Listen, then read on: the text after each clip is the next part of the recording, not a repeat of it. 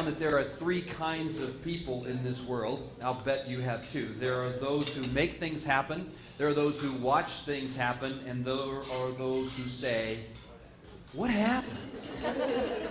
And generally the difference between those three categories of people comes down to their basic understanding of the people that are around them. The better you understand the people around you, the more you can generate the energy it takes to make things happen. And unfortunately, we're often just so busy, so consumed with our calendars and our time, that we don't make an effort to really understand the people who are around us. Christina Aguilera discovered this just recently when she met for the first time Tiger Woods. And when they met, Tiger was so excited to meet her, shook her hand and said, "Oh, Christina, I love your music. I have all your CDs." And Christina answered back, "I'm sorry, I don't know much about tennis, so I don't know you." You know, those basics are so important, aren't they? And they're really easy for us to miss. And so today what I'd like to do is just talk for a few minutes about being the kind of people who make things happen, the basics of personality, understanding the four basic personality types. They are really essential to our personal and our professional lives. And that's because basics are essential, aren't they? The basics of every sport, the basics of every business, it's essential. And when we fail to get the basics right, it doesn't matter how sophisticated we are with everything else that we've done. The British government recently discovered that. It's a wonderful story coming out of there where they were working on these high-speed trains that would travel at multiple hundreds of miles an hour. Now, in the front of these trains, where the engineer would sit, there was a glass canopy. The glass canopy has to be able to withstand the impact of birds at several hundred miles an hour. So how do you test that kind of thing? Well, NASA has developed a gun that launches chickens. It'll launch chickens at multiple hundreds of miles an hour. Wouldn't you like to have one of those for a hockey game or a basketball game? Well, they contacted NASA. NASA set up this test for the structural integrity of this windshield. And so all the men are standing around in their white coats, and all the computers are running the data and all of this kind of thing.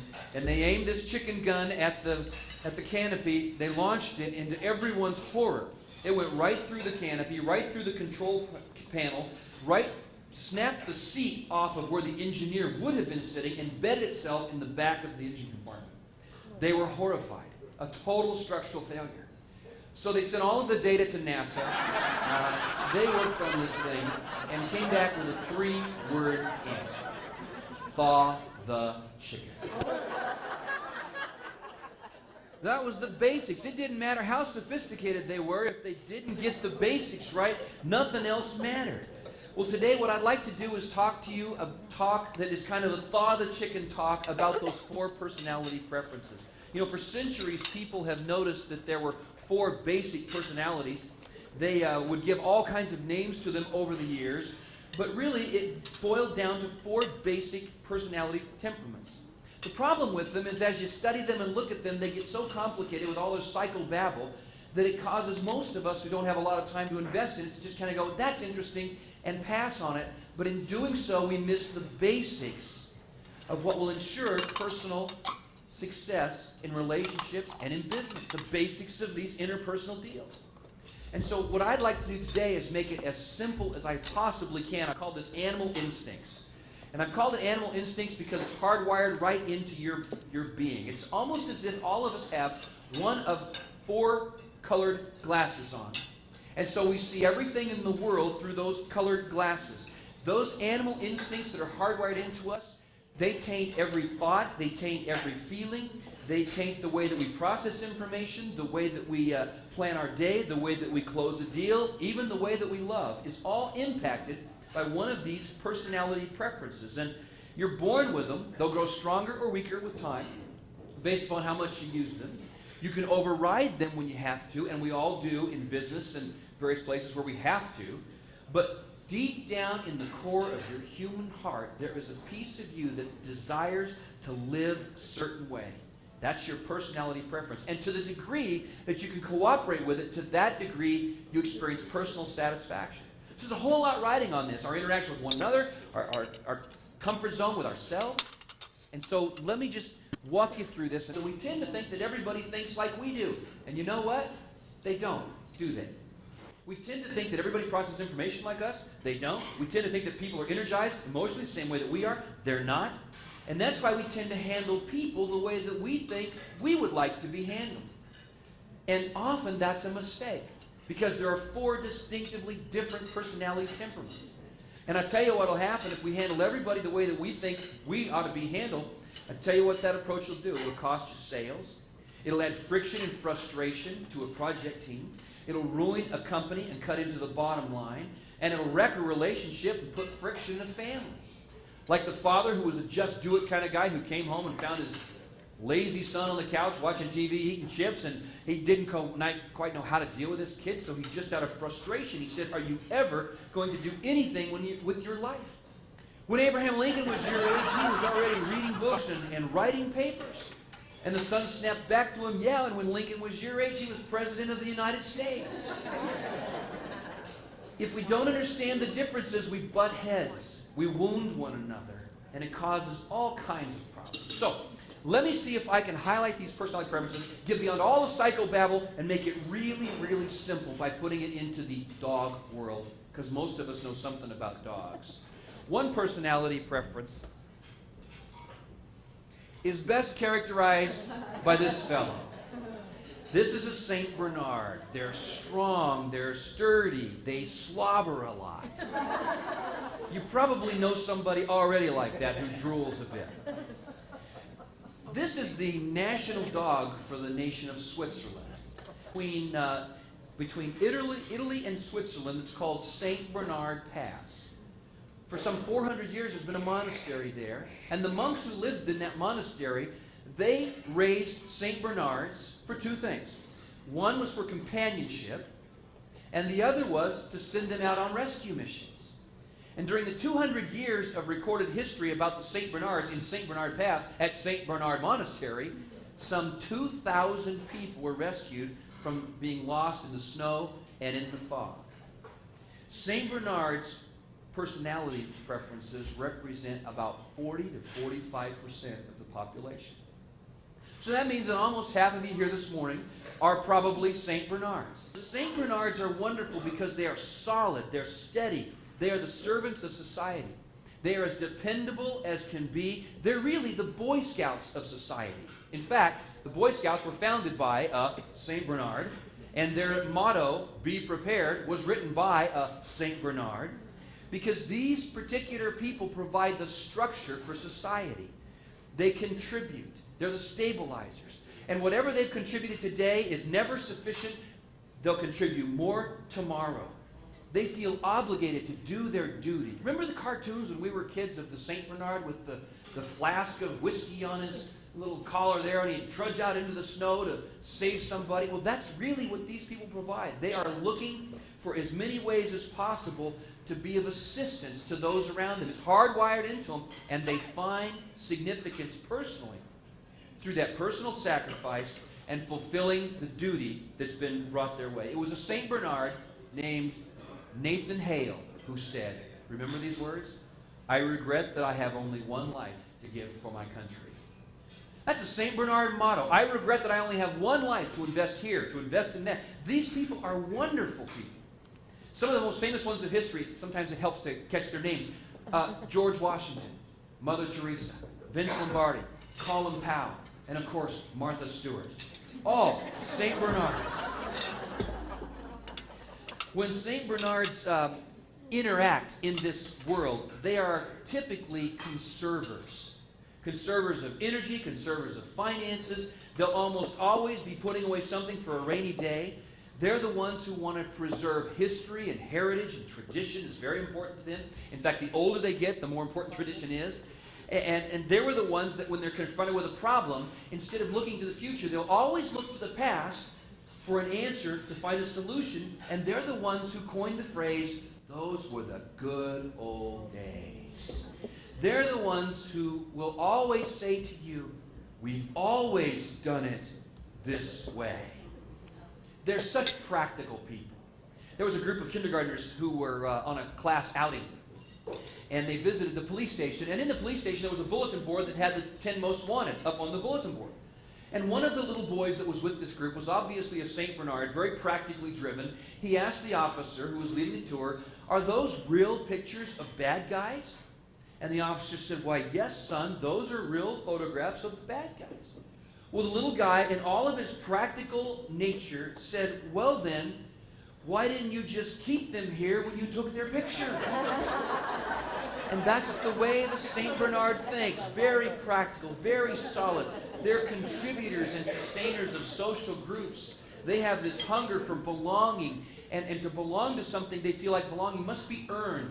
They love to achieve, and they love to climb the social ladders and bureaucracy, and they love titles and degrees and acknowledgments and awards. They're the ones that if you go to their office, they've got awards plastered all over the wall. The other breeds of dogs we'll talk about, they don't do that, but the St. Bernards do. They love hierarchy. They claim to hate red tape, but the truth is they create the red tape. Because they believe that a better product, a better company is produced by tighter controls, more bureaucracy, and checking out with checks and balances what everybody's doing. So if you work for a St. Bernard, you can just expect all kinds of red tape. St. Bernards tend to have a critical streak. They have a tendency to notice what's wrong in the process. Murphy's Law was written by a St. Bernard. And although they can visualize the end result, the final product of whatever the business goal is, they tend to notice all of the workings in between and get bogged down in some of that red tape, and they try to fix that and sometimes actually lose sight of the overall corporate or personal goals. St. Bernards also need plenty of strokes. They're the ones in our culture who love to be appreciated, love to have a pat on the back, but here's the kicker. They'll never tell you that. The reason they won't tell you that is because down deep inside, they have two thoughts going on. One is, I'm just doing my duty. And the other is, but it sure would be nice for somebody to say, thank you. And it's a St. Bernard that if he has failed to be appreciated or acknowledged for long enough, ultimately then, although they're not explosive, they won't forget the ingratitude of those that they are serving, and when the opportunity presents itself, they will bite. And so in summary, they feel proud to the degree that they are reliable and achieve high positions. They feel self-respect to the degree that they do good deeds. And they feel confident to the degree that others respect them and pat them on the back. Now, let's try it again. Any St. Bernards here? It should be 40 to 45% of you. Come on, anybody willing to admit it's okay? You're the stabilizers of society. And believe me, you don't want to be one of the next three. Second personality type is best characterized by a puppy. Oh, puppies have a high awe factor, don't they?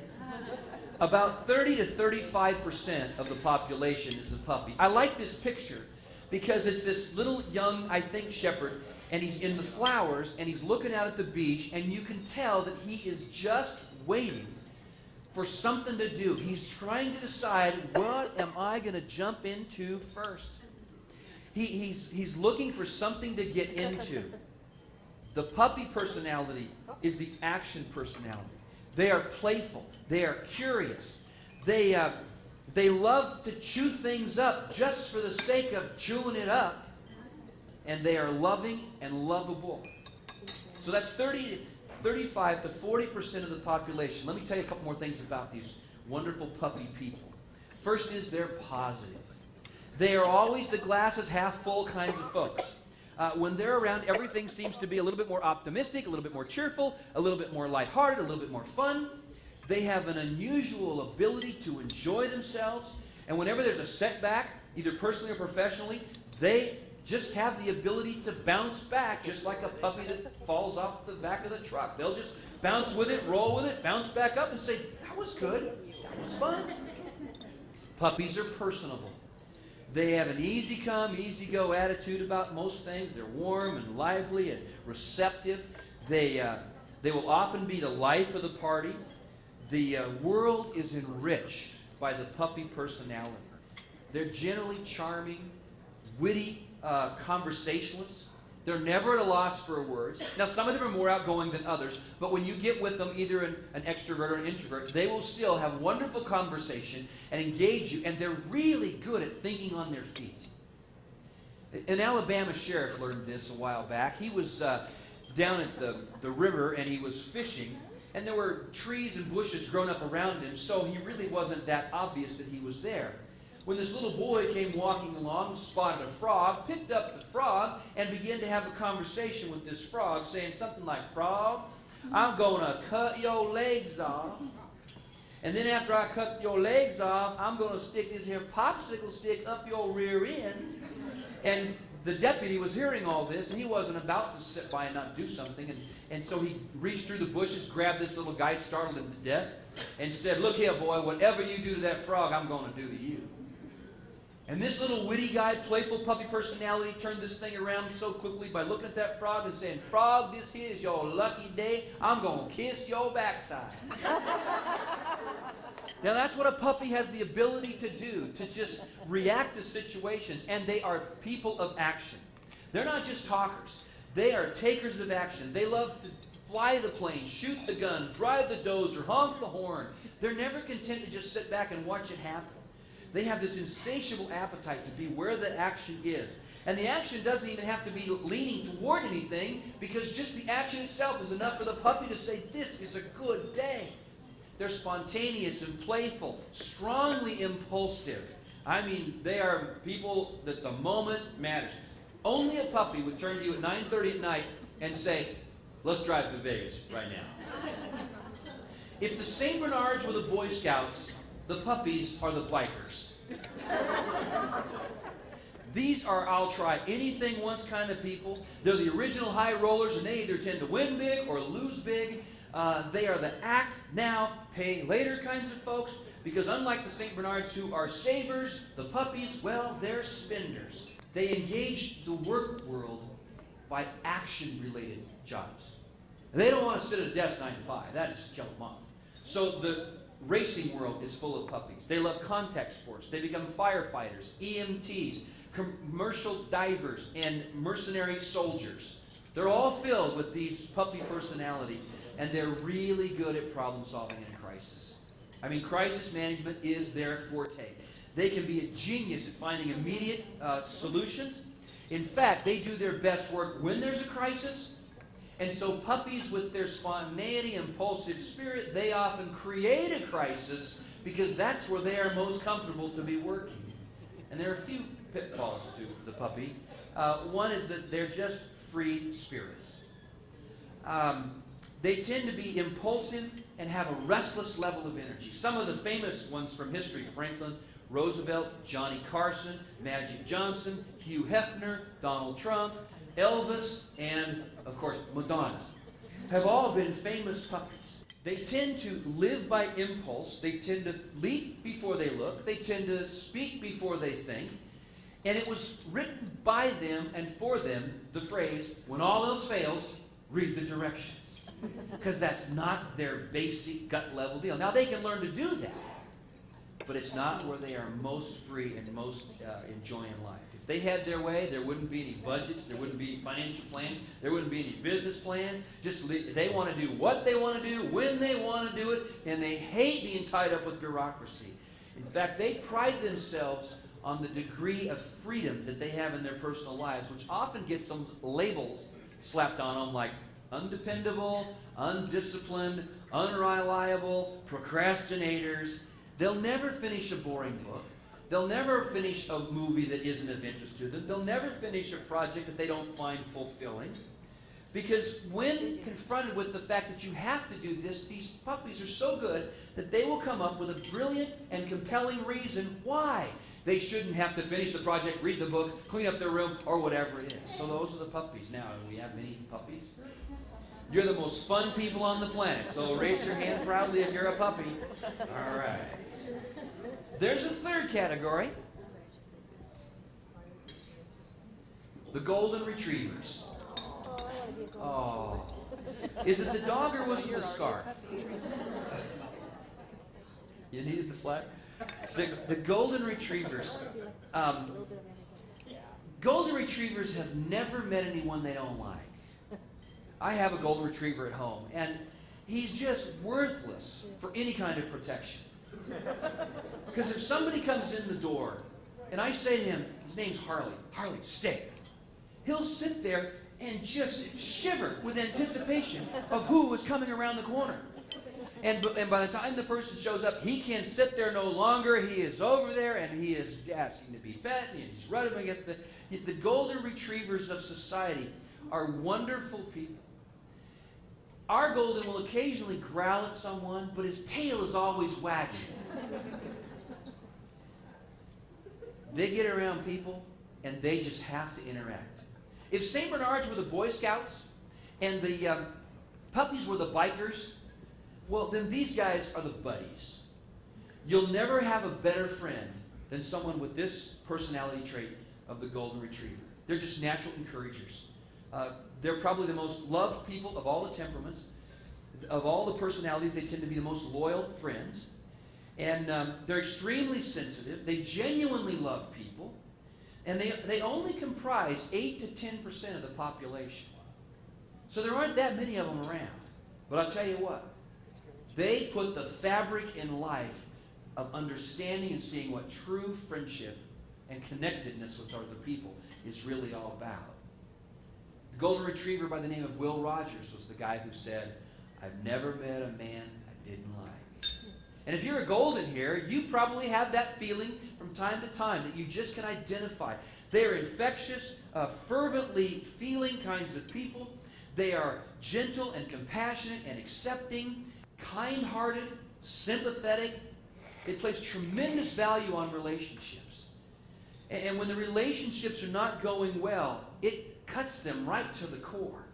They naturally nurture the self-esteem of those around them.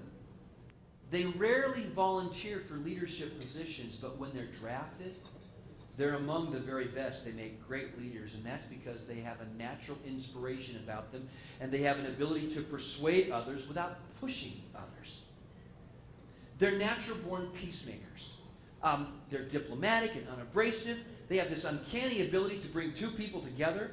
They're able to see the potential good in those around them and tend to focus upon the possibilities in other people's personalities rather than upon the realities. In fact, their default mode is to downplay others' shortcomings and to overlook their flaws, even obvious ones. And so sometimes that leads them to making poor personal choices in their own personal lives by getting into a project with somebody that they're going to rescue or rebuild. Fields of counseling and psychology are almost exclusively dominated by the Golden Retrievers. Some of the most famous ones, Ronald Reagan, Albert Schweitzer, Gandhi, Martin Luther King, and Jane Fonda are some of the popular ones. Golden Retrievers tend to be sentimental. Almost everything has some meaning to them. This causes Goldens to be collectors, and they rarely discard anything that has a good memory attached to it.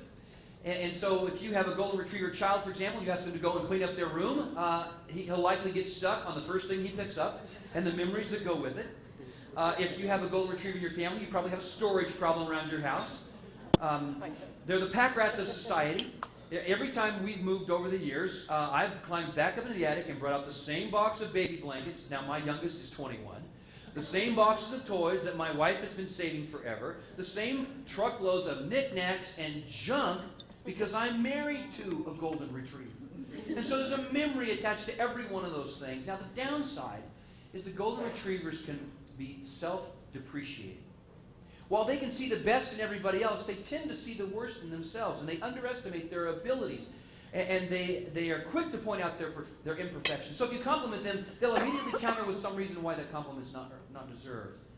And those that are closest to them are often frustrated by this because they have such raw talent that often doesn't get fully put into play because the Goldens are so focused on others and contributing that they will neglect themselves. They have great linguistic skills.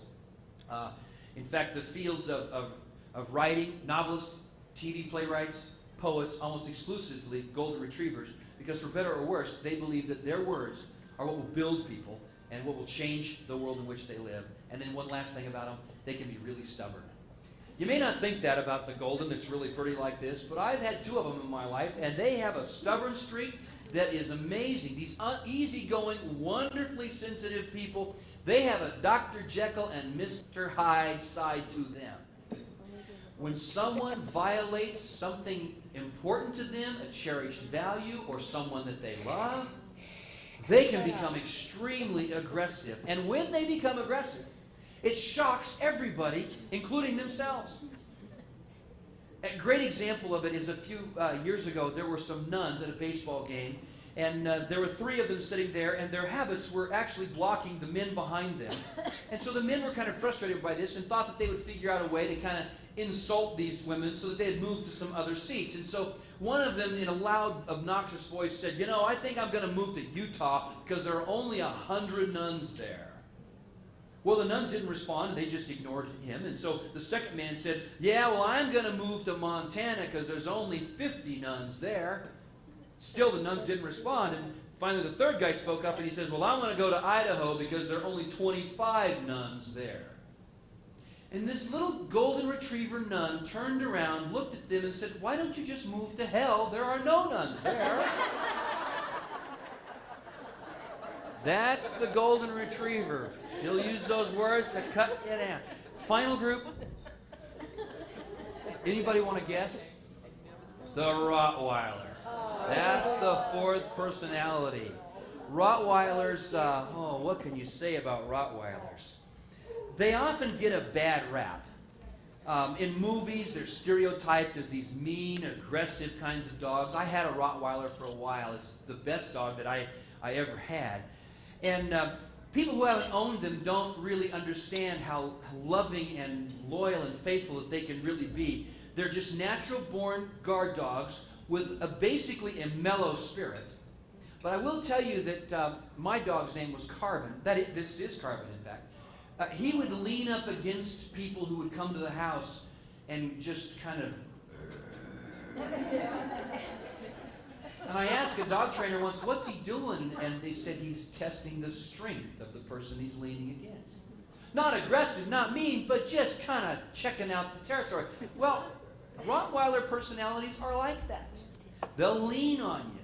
They'll growl just a little bit. Fortunately, they're only 5 to 7% of the population. They're tenacious, persistent, focused. If you know them, they're probably successful at whatever they do, not because they're smarter than anybody else, but because they are relentless and stubborn. They don't know how to relax. Rottweilers will work, and they will play at their work, and their work is their work. And even when they're trying to recreate, they're constantly driven to improve. They can't just swim laps. They have to swim faster than the last time. They can't just ski down the mountain. They have to have a little better form than the last time. Some of the most famous Rottweilers are Napoleon, Jefferson, Lincoln, Eisenhower, Einstein, Walt Disney, Bill Gates, Steve Jobs, Margaret Thatcher, and the most infamous, Adolf Hitler. They were all Rottweilers. Rottweilers just have a compulsion to compete. They have a value system that is rooted in competence. Now, that's important to understand because they expect competence and they respect competence. And so by nature, they evaluate everything and everyone by their level of competence, including themselves, which is why when a Rottweiler makes a mistake, they will beat themselves up. They'll say, "This should never have happened. It is never going to happen again. In fact, I'll make sure this never happens again." They have this verbal dialogue going on in their head. They typically rise to various levels of leadership. Now, that can be good or bad. They will typically either be generals and CEOs or crooks and crime lords.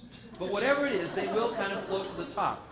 It was a Rottweiler who wrote the phrase, "If you're not the lead dog, the view never changes." Robert always liked that. They generally have a strong following. They'll either be loved or hated, but rarely looked at with any kind of neutrality.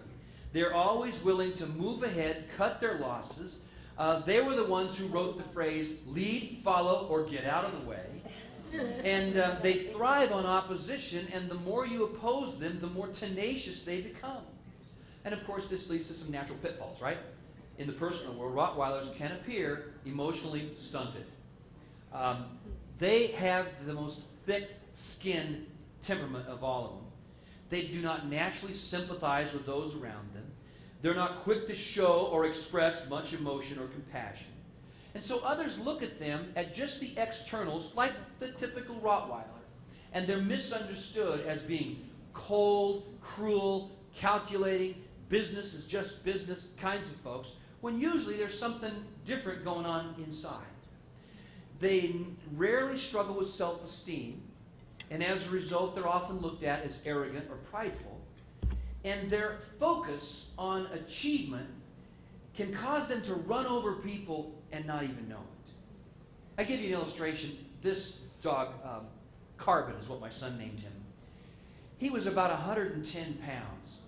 And the butterfly in his mouth was one of those deals where I saw him in the backyard and he was doing this at a butterfly, and I saw him snap at it, and I just said, Carbon! And as he closed his mouth, he looked at me like, I didn't mean to hurt anything.